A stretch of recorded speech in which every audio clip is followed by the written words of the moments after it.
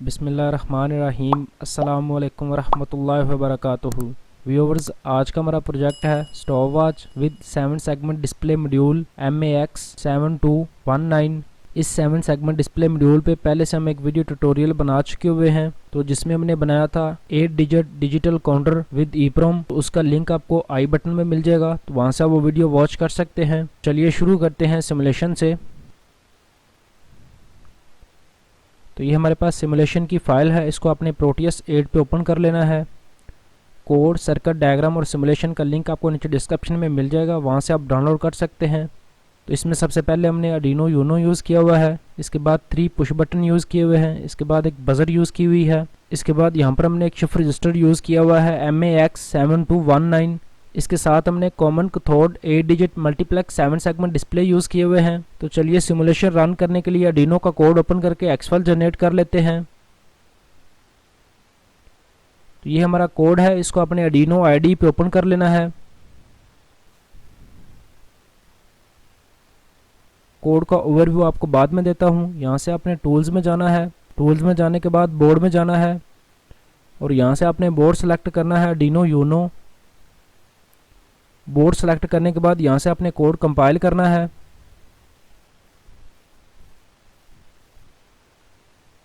Done compiling. Code हमारा compile हो गया हुआ है, तो यहाँ से आपने एक्सफाइल का एड्रेस कॉपी कर लेना है।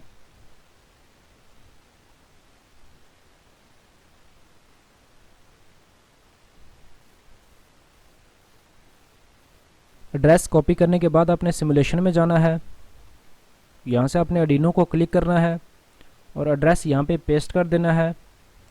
इसके बाद ओके करना है और फाइल यहाँ से रन कर लेनी है।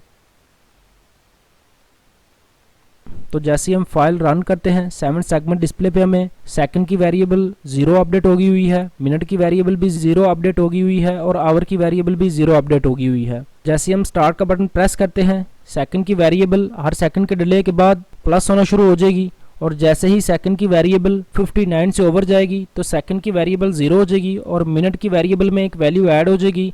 अब इसी तरह जैसे ही मिनट की वेरिएबल 59 से ओवर जाएगी तो उस कंडीशन के ऊपर मिनट की वेरिएबल 0 हो जाएगी और आवर की वेरिएबल में एक वैल्यू ऐड हो जाएगी। तो यहाँ से हम स्टॉप वॉच को स्टार्ट कर लेते हैं। तो जैसे हमने स्टार्ट का बटन प्रेस किया है, सेकंड की वेरिएबल रीज होना शुरू होगी हुई है। अब जैसे ही सेकंड की वेरिएबल 59 से ओवर जाएगी तो सेकंड की वेरिएबल 0 हो जाएगी और मिनट की वेरिएबल में एक वैल्यू ऐड हो जाएगी।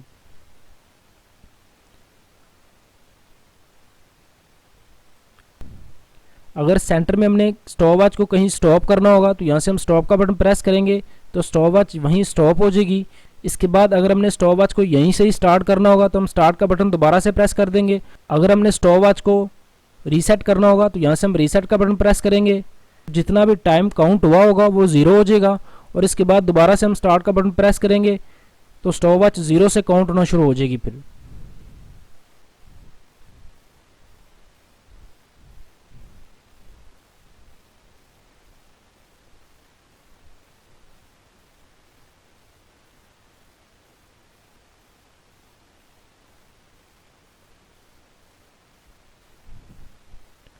तो ये थी हमारी सिमुलेशन। चलिए अब आपको सर्किट डायग्राम का ओवरव्यू दे देता हूँ।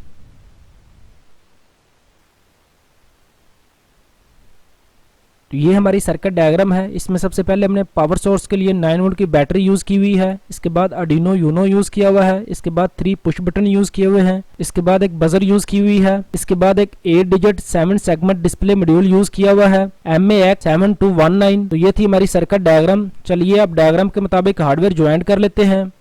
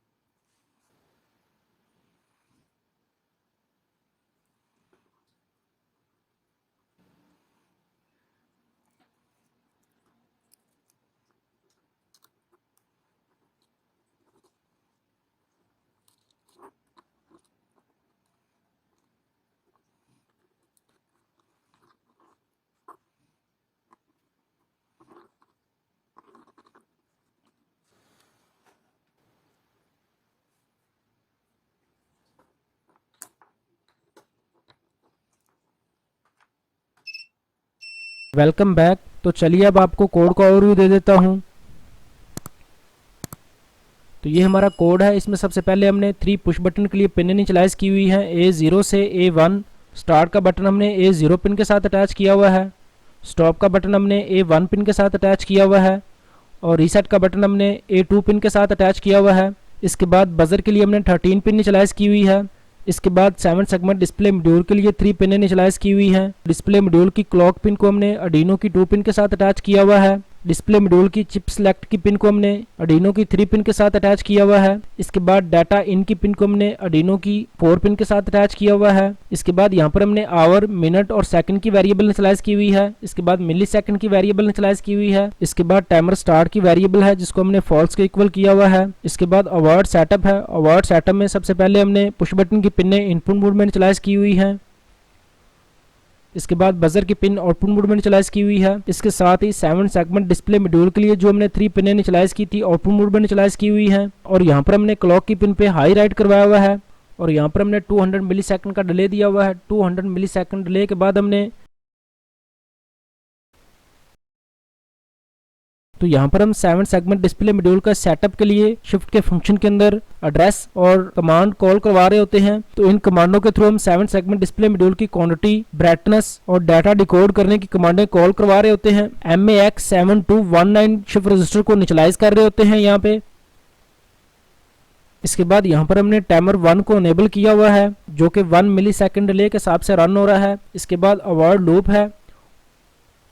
अवार्ड लूप में सबसे पहले हम स्टार्ट के बटन की पिन को डिजिटल रीड कर रहे हैं। जैसे ही स्टार्ट की पिन लो की इक्वल होती है तो स्टार्ट के बटन पे ग्राउंड जाती है, यानी कि स्टार्ट का बटन 0 हो जाता है। तो उस कंडीशन के ऊपर हमने बजर की पिन को हाई किया हुआ है और साथ ही हमने टाइमर स्टार्ट की वेरिएबल को ट्रू को इक्वल किया हुआ है। और इसके बाद 100 मिली सेकंड का डिले है। 100 मिली सेकंड डिले के बाद नीचे जाके बजर की पिन पे हमने लो राइट करवाया हुआ है तो बजर हमारी ऑफ हो जाती है, यानी कि जब तक हम बटन को प्रेस करके रखते हैं बजर ऑन रहती है। जैसे हम बटन को छोड़ देते हैं तो बजर हमारी ऑफ हो जाती है। इसी तरह ही यहाँ पर हमने स्टॉप के बटन को रीड किया हुआ है। जैसे ही स्टॉप का बटन प्रेस होता है तो उस कंडीशन के ऊपर हमने बजर की पिन पे हाई राइट करवाया हुआ है और साथ ही हमने टाइमर स्टार्ट की वेरिएबल को फॉल्स के इक्वल किया हुआ है। तो फॉल्स पे टाइमर हमारा स्टॉप हो रहा होता है और ट्रू पे टाइमर हमारा स्टार्ट हो रहा होता है। और इसके साथ ही हमने 100 मिली सेकंड का डिले दिया हुआ है। 100 मिली सेकंड डिले के बाद बजर की पिन पे हमने लो राइट करवाया हुआ है तो जहां पर बजर हमारी ऑफ हो जाती है। और इसके साथ ही रीसेट का बटन डिजिटल रीड हो रहा है। जैसे ही रीसेट का बटन 0 के इक्वल होता है तो उस कंडीशन के ऊपर बजर की पिन पे हमने हाई राइट करवाया हुआ है और साथ ही मिली सेकंड की, मिनट की और आवर की वेरिएबल को 0 के इक्वल किया हुआ है। और 100 मिली सेकंड डिले के बाद बजर की पिन पे हमने लो राइट करवाया हुआ है। इसके बाद 7 सेगमेंट डिस्प्ले मॉड्यूल पे डाटा डिस्प्ले करवाने के लिए शिफ्ट के फंक्शन के अंदर 7 सेगमेंट डिस्प्ले मॉड्यूल का एड्रेस और साथ ही वेरिएबल कॉल करवाई हुई है। तो यहाँ पर हमने 8 और 7 वाले डिस्प्ले पे आवर की वेरिएबल डिस्प्ले की हुई है।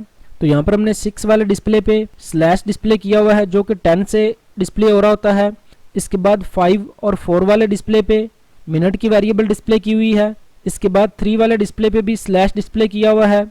इसके बाद 2 और 1 वाले डिस्प्ले पे सेकंड की वेरिएबल कॉल करवाई हुई है। यहाँ पर हमने 100 मिली सेकंड का डिले दिया हुआ है। 100 मिली सेकंड डिले के बाद बजर की पिन पे हमने लो राइट करवाया हुआ है। तो जैसे हम किसी भी बटन को क्लिक करते हैं बजर की पिन पे हम हाई राइट करवा देते हैं और लास्ट में जाके हमने बजर को ऑफ करने के लिए बजर की पिन पे लो राइट करवाया हुआ है। इसके बाद यहाँ पे शिफ्ट का फंक्शन है। तो यहाँ पर हम एड्रेस और डाटा की वेरिएबल गेट कर रहे हैं जो कि हम ऊपर से कॉल करवा रहे होते हैं। तो इस एड्रेस और डाटा की वेरिएबल को हम शिफ्ट रजिस्टर पे राइट करवा रहे होते हैं।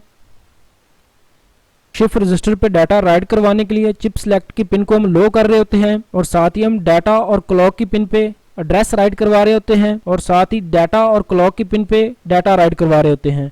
जैसे ही शिफ्ट रजिस्टर पे एड्रेस और डाटा राइट हो जाएगा तो उस कंडीशन के ऊपर डाटा राइट की कमांड डिसेबल करने के लिए चिप सेलेक्ट की पिन को हम हाई कर देते हैं। इसके बाद नेक्स्ट जब भी हमने शिफ्ट रजिस्टर पे डाटा राइट करना होगा तो चिप सेलेक्ट की पिन को हम लो करेंगे, डाटा और एड्रेस राइट करेंगे। इसके बाद दोबारा फिर चिप सेलेक्ट की पिन को हाई कर देंगे। इसके बाद यहाँ पर ISR का फंक्शन है। तो यहाँ पर हम टाइमर 1 रन कर रहे होते हैं। इस फंक्शन के अंदर हमने टाइमर स्टार्ट की वेरिएबल पे चेक लगाया हुआ है कि जैसे ही टाइमर स्टार्ट की वेरिएबल ट्रू की इक्वल होगी तो उस कंडीशन के ऊपर हमने मिली सेकंड की वेरिएबल को प्लस करते जाना है और जैसे ही मिली सेकंड की वेरिएबल 1000 की इक्वल होगी या 1000 से ओवर होगी तो उस कंडीशन के ऊपर मिली सेकंड की वेरिएबल को हमने 0 कर देना है और साथ ही हमने सेकंड की वेरिएबल में एक वैल्यू ऐड कर देनी है। ओवर सेटअप में हमने टाइमर 1 को अनेबल किया था, 1 मिलीसेकंड डिले पे टाइमर 1 ने रन होना था। तो जैसे ही टाइमर स्टार्ट की वेरिएबल ट्रू की इक्वल होती है, मिलीसेकंड काउंट होना शुरू हो जाते हैं। जैसे ही मिलीसेकंड की वेरिएबल 1000 की इक्वल होती है तो मिलीसेकंड की वेरिएबल को हम 0 कर देते हैं और सेकंड की वेरिएबल में एक वैल्यू ऐड कर देते हैं।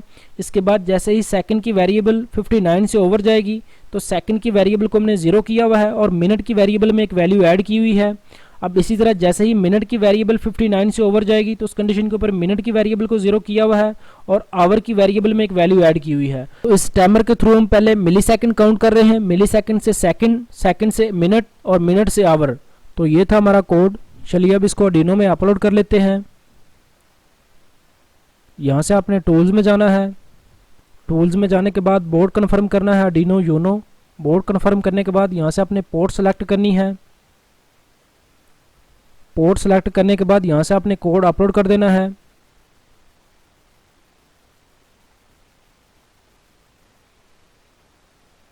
Done uploading. कोड हमारा अपलोड हो गया हुआ है। व्यूअर्स, आई होप आपको ये ट्यूटोरियल इन्फॉर्मेटिव लगा होगा। अगर आपको ये वीडियो अच्छी लगी है तो वीडियो को लाइक करें, शेयर करें और अगर आपने चैनल को सब्सक्राइब नहीं किया हुआ तो चैनल को सब्सक्राइब करें और बेल के आइकन को प्रेस कर लें ताकि लेटेस्ट वीडियो की अपडेट आपको मिलती रहे।